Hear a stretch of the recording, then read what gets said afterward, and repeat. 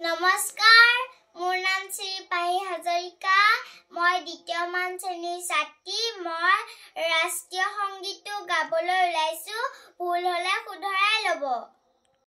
জনগণ মন অধিনায়ক জয় হে ভাৰত ভাগ্য বিধাতা। পঞ্জাব সিন্ধু গুজৰাট মাৰাঠা দ্ৰাবিড় উচ্চল বংগ।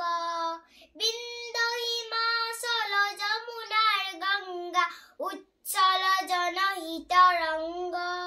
তব শুভ নামে জাগে, তব শুভ আশিষ মাগে। গাহে তব জয় গাথা জনগণ।